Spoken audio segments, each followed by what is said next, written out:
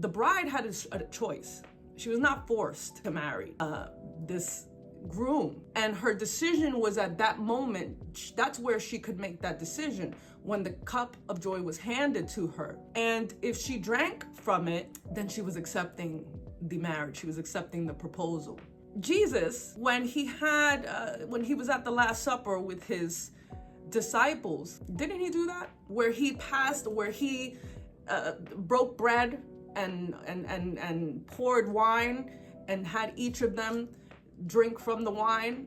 That was a betrothal that he was creating with not only the disciples but the church, because the disciples were the first members of the church. And so once the betrothal was made, and once the betrothal was the marriage was sealed, the groom would say to the bride these words. He would tell her, now I go to prepare a place for you, right? Now I go to prepare a place for you, and I will not drink of the cup of this fruit until we meet again. And this was something that was real. This was something that was part of their culture. It would take place right then and there after the bride accepted and she drank from the cup of joy.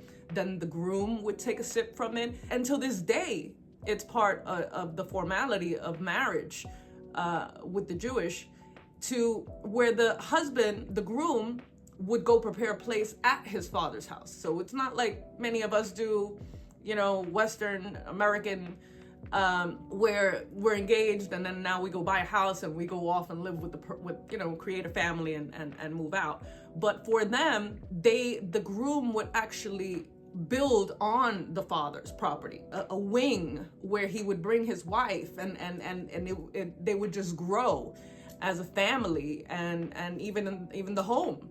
And so that was part of their culture.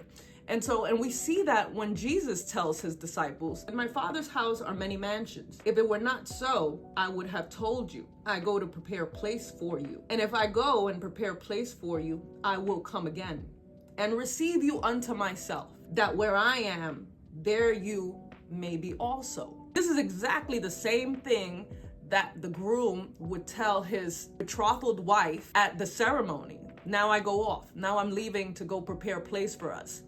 And the bride had a job of her own. Now she had to go and prepare for the wedding. She had to go prepare her bridesmaids. She had to go prepare a dress.